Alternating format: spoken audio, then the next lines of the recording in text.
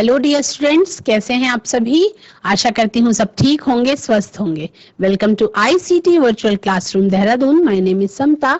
और बच्चों, आप सभी का क्लास 12 का जो चैप्टर नंबर 3 था ह्यूमन रिप्रोडक्शन, वो लगभग कंप्लीट हो गया है।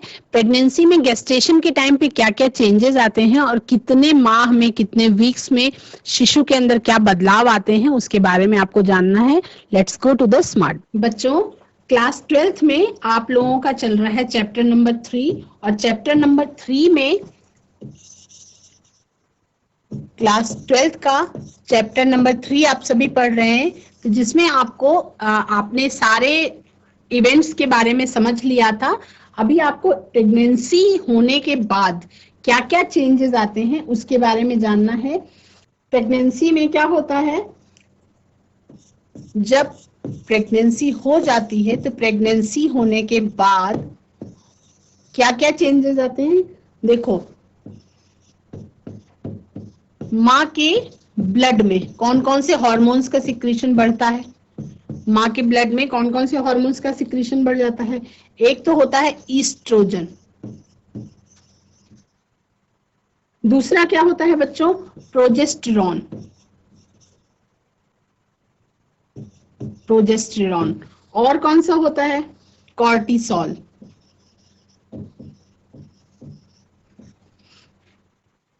प्रोलैक्टिन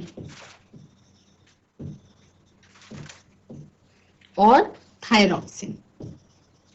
इनका लेवल क्या होता है, बढ़ जाता है। ठीक, ये सारे क्या हैं, ये सारे के सारे क्या हैं, हार्मोन्स हैं। इनका लेवल बढ़ जाता है। और क्या होता है, उसके बाद हार्मोन्स के बढ़ने से क्या होता है, फीटल ग्रोथ में जो माँ के अंदर मेटाबॉलिक चेंजेस आते हैं उसको मेंटेन करने के लिए क्यों चाहिए इसको, for maintenance of metabolic changes. Maintenance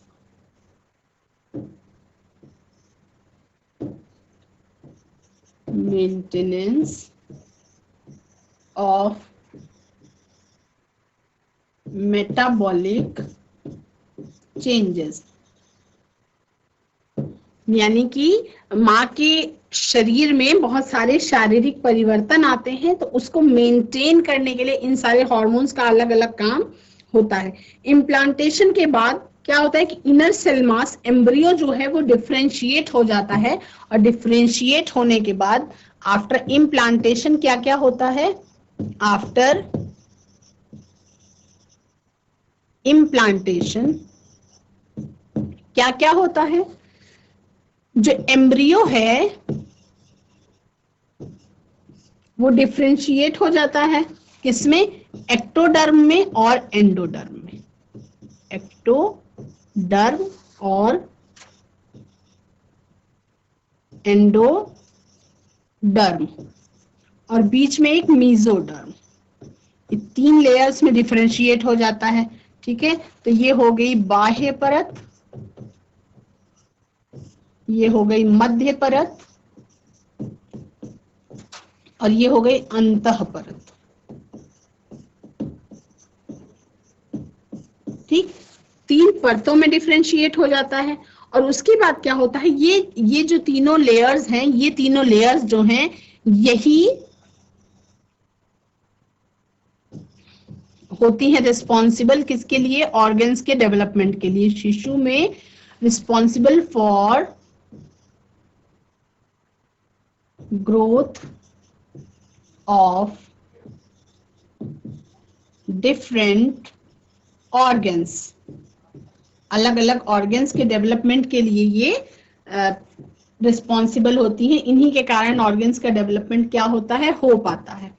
otherwise इन्हीं सारी परतों से क्या होता है, किसी बच्चे का ऑर्गन का निर्माण होता है। ठीक है, तो इनर सेल मास जो होता है, इनर सेल मास में कौन सी सेल्स पाई जाती हैं, इनर सेल मास में एक्टोडर्म, मेसोडर्म, एंडोडर्म है। ये तीनों क्या है, ये है इनर सेल मास। ये तीनों क्या है, ये है इनर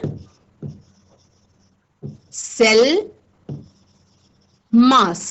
और ये इनर सेल मास किस चीज की बनी होती है बच्चों? ये इनर सेल मास बनी होती है स्टेम सेल्स की, स्टेम सेल्स की बनी होती है, जिसके अंदर क्या होती है, हर प्रकार के टिश्यूज को, ऑर्गन्स को बनाने की इनमें क्षमता होती है।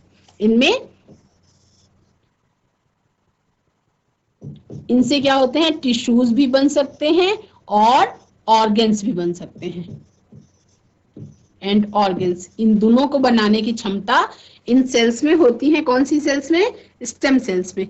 अब ह्यूमंस में प्रेगनेंसी आप सबको पता है कितने मंथ्स की होती है? ह्यूमंस में जो है प्रेगनेंसी वो कितने मंथ्स की होती है? 9 मंथ्स की।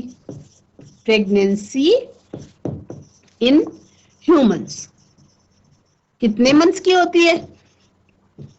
9 मंथ्स की, है ना। लेकिन अलग अलग जंतुओं में प्रेगनेंसी का टाइम डिफरेंट डिफरेंट होता है। जैसे डॉग में कितने की होती है? डॉग में होती है बच्चों 58 to 65 डेज की। और कैट में कितने की होती है? कैट में होती है आपका 9 to 10 वीक्स की। और एलिफेंट में ज्यादा टाइम की होती है। एलिफेंट्स में कितने की होती है? 18 to 22 मंथ्स की।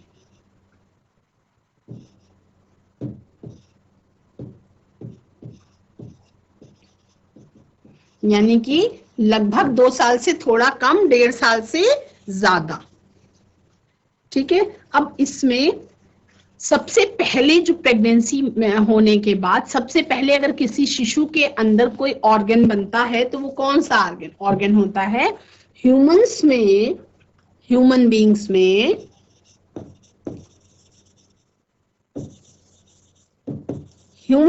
में क्या होता है कि फर्स्ट मंथ की प्रेगनेंसी के बाद, फर्स्ट मंथ ऑफ प्रेगनेंसी के बाद ही सबसे पहले किस अंग का निर्माण होता है? वो है बच्चों हार्ट। सबसे पहले फर्स्ट मंथ ऑफ प्रेगनेंसी के बाद शिशु के हार्ट का विकास हो जाता है, यानी कि उसके अंदर हार्ट बीट आ जाती है।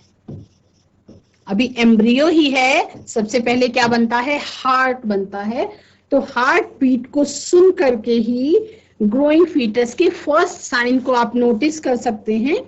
मतलब हर समय पे अल्ट्रासाउंड तो नहीं होता, तो शिशु की जो ग्रोथ है उसको जानने के लिए सबसे पहले हार्ट का डेवलपमेंट होता है। तो उससे क्या होता है, हार्ट बीट सुन करके फर्स्ट साइन को आप नोटिस कर सकते हैं।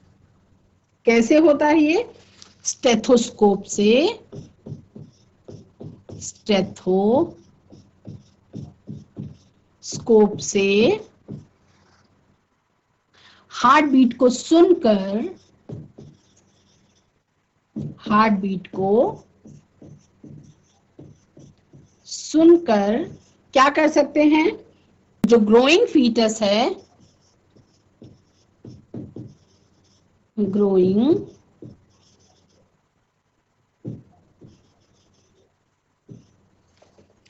फीटस के फर्स्ट साइन को नोटिस किया जा सकता है।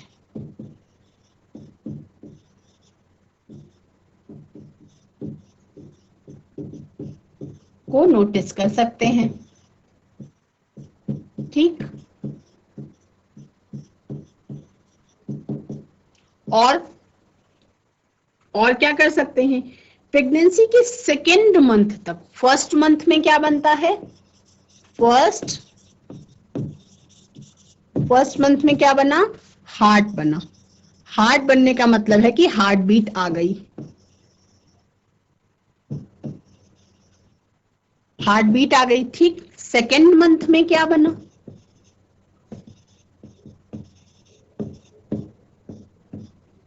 फर्स्ट मंथ में तो हार्ट बना, हार्ट बीट आई। सेकेंड मंथ में क्या बनता है?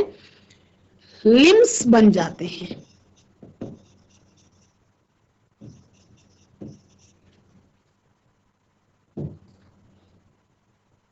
ठीक।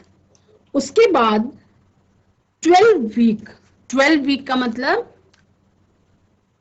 लगभग थर्ड मंथ में, जब 12 वीक कंप्लीट हो जाता है, फर्स्ट ट्राइमेस्टर जिसको बोलते हैं, 12th वीक, 12th वीक या इसको first trimester,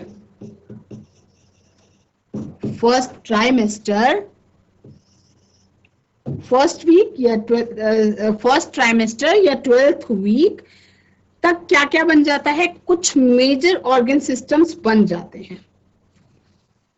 major organ systems बन जाते हैं, जैसे जितने भी जरूरी ऑर्गन सिस्टम्स बन जाते हैं, ऑर्गन सिस्टम बन जाते हैं। और क्या क्या बन जाता है, एक्सटर्नल जेनिटलिया भी बन जाते हैं, एक्सटर्नल जेनिटलिया भी बन जाते हैं।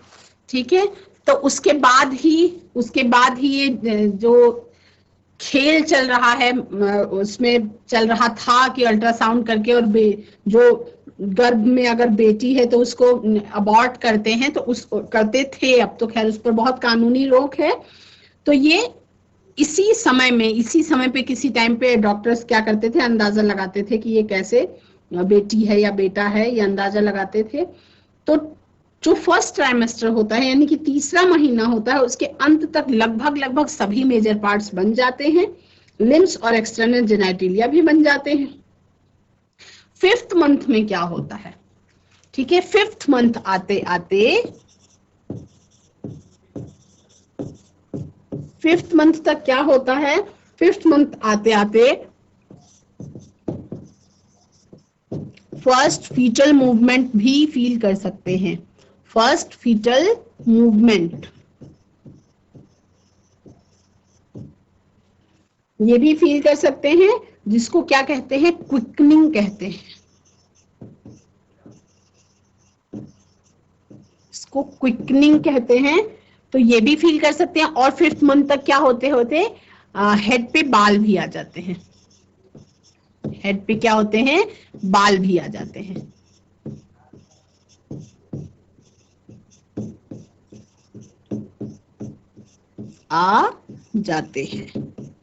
फिफ्थ मंथ तक ये चेंजेस हो चुके होते हैं शरीर में। और 24 वीक्स तक, 24 वीक्स यानी 24 हफ्ते अगर गर्भ के पूरे हो चुके हैं, तो उस समय तक, जिसको 24 वीक्स को आप क्या कहते हैं, second trimester. Second,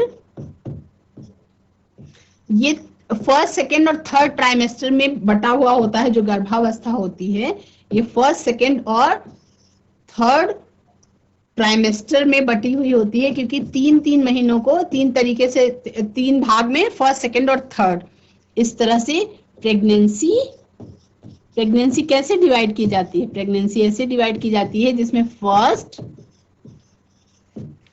plus second plus third trimester.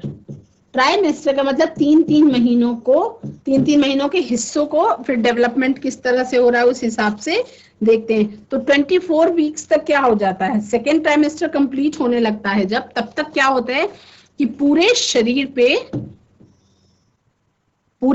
पे छोटे छोटे बाल, जिसको रोए कहते हैं, पूरे शरीर पर फाइन हेयर्स का निर्माण हो जाता है। ठीक, इसमें क्या होता है कि पूरे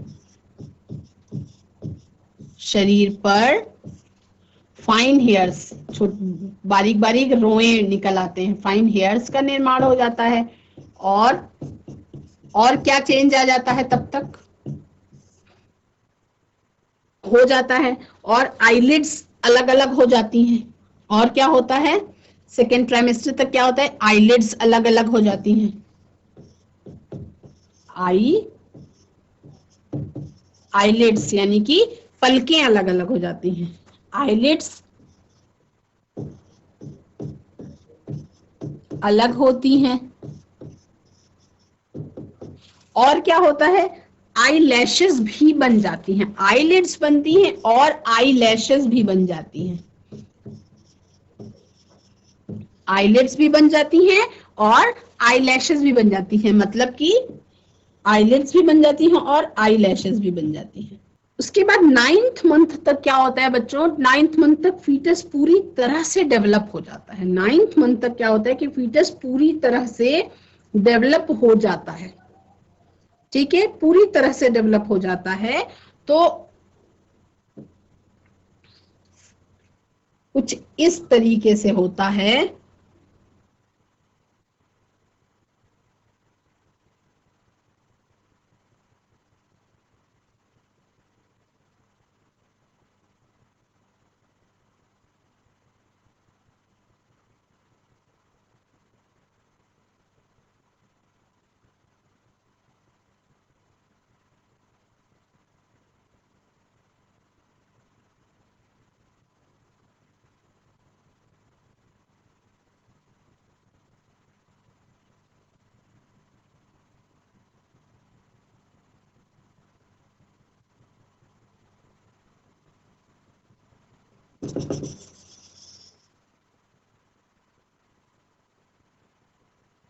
इस तरीके से थिक कवरिंग होती है, इस तरीके से थिक कवरिंग होती है ना। यहीं पे शिशु जो है पूरे टाइम पे 9 मंथ्स तक ग्रो करता है और उसके बाद फिर डिलीवरी के लिए तैयार होता है। तो कुछ इस तरीके से बनता है। तब तक क्या होता है कि जो शिशु होता है, शिशु का, ये कह सकते हैं बच्चों कि शिशु का निर्माण हो चुका होता है ना यहाँ पे। तो कुछ इस तरीके से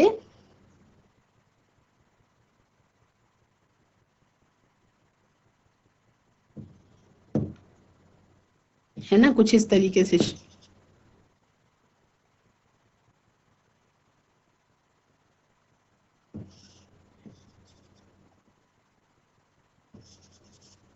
कुछ इस तरीके से शिशु बन चुका। तो यहाँ पे पेट से क्या होती है, एक नाल निकलती है, ठीक है, एक प्लेट से नाल निकलती है और वो ऐसे जुड़ी हुई होती है।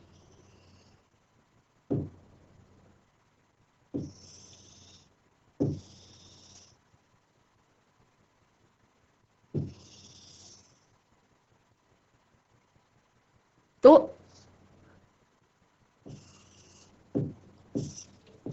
ये क्या होता है, यॉक सैक होता है।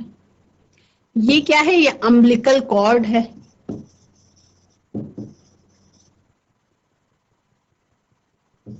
कॉर्ड है और इसमें क्या है, with blood vessels, with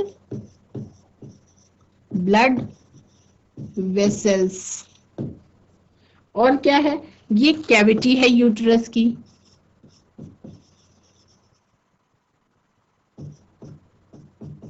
uterus की कैविटी है और यहाँ पे कुछ इस तरीके की प्लेसेंटा की, इसको कह सकते हैं प्लेसेंटल विली या प्लेसेंटा का उभार होते हैं। प्लेसेंटल विली कहलाते हैं ये प्लेसेंटल विली कहलाते हैं।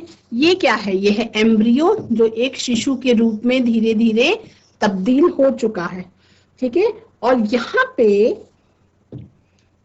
पे क्या होती है, यहाँ इस तरह से म्यूकस की प्लग होती है।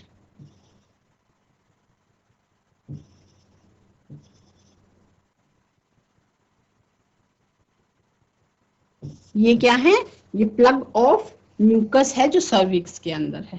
ये क्या है, plug of mucus in cervix.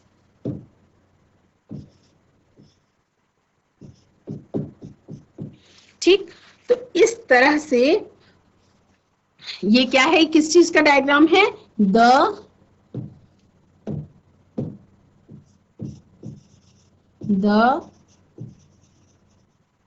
human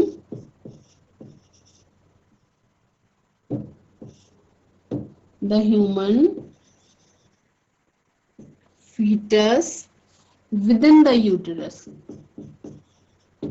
within the uterus।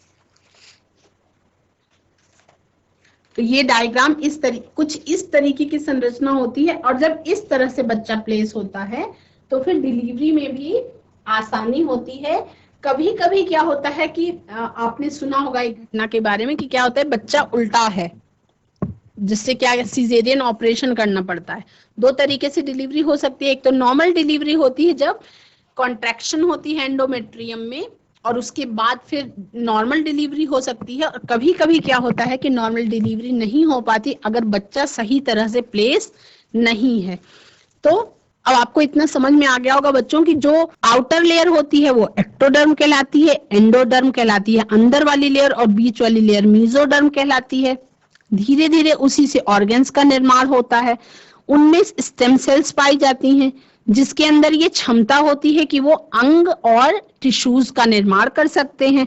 ठीक है, तो एम्ब्रियोनिक डेवलपमेंट में अलग अलग मंथ्स में प्रेगनेंसी के क्या होता है, 9 मंथ्स की ह्यूमंस में प्रेगनेंसी होती है।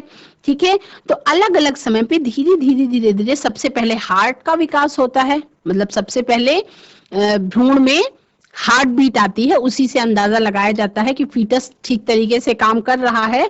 और उसके बाद फिर इस स्थिति तक पहुंचते पहुंचते माँ के शरीर में बहुत कह सकते हैं कि बहुत ज्यादा बदलाव आ चुके होते हैं, और तब तक क्या होता है, भ्रूण एक शिशु के रूप में परिवर्तित हो जाता है। या तो वो 9 मंथ्स के एंड में डिलीवरी का टाइम होता है, या थोड़ा सा उससे आगे पीछे खींच सकता है। वो डेट्स पे डिपेंड करता है कि किस तरीके से उसको, कभी कभी 9.5 महीना और कभी कभी 8.5 महीने ही डिलीवरी का टाइम होता है। दो तरीके से डिलीवरी हो सकती है। अगर भ्रूण जो है, शिशु जो हो एकदम सही पोजीशन में है, प्लेसेंटल विली जो है इसमें अम्बिलिकल कॉर्ड कभी कभी क्या होती है, लिपट जाती है। बच्चा जब मूवमेंट करता है उस समय पे ये जिसको नाल कहते हैं, अम्बिलिकल कॉर्ड क्या होती है, लपेट लेती है, तो उस समय पे ऑपरेशन वगैरह की जरूरत पड़ती है। अदरवाइज फिर नॉर्मल डिलीवरी होती है। तो जिस तरह से आपको स्क्रीन पे दिखाई पड़ रहा है, इसको और अच्छा बनाने की कोशिश करेंगे आप लोग। डायग्राम में शिशु थोड़ा सा और सही तरीके से बनाने की कोशिश करेंगे। मैंने आपको समझाने के लिए इतना बना दिया। तो बच्चों, आज की कक्षा में आप सभी ने 9 मंथ्स में भ्रूण के अंदर क्या क्या बदलाव होते हैं उसके बारे में आपने जाना, और कुछ अन्य जंतुओं में प्रसव की अवस्था, जो गर्भावस्था होती है, जेस्टेशन टाइम का पीरियड होता है, उसके बारे में आपने जाना कि एक हाथी को अगर अपने भ्रूण को शिशु में तब्दील करना है तो उसके लिए लगभग 2 साल तक का समय लगते हैं। देखिए, और जो ह्यूमंस है, ह्यूमंस के अंदर 9 माह का समय लगता है एक शिशु के परिवर्तित होने में। तो आज की कक्षा में इतना ही। अगली सेशन में हम कुछ डिलीवरी कैसे होती है उसके बारे में जानेंगे, और लैक्टेशन और पार्चुरेशन के बारे में जानेंगे। That's all for today. Have a nice day, take care, bye bye.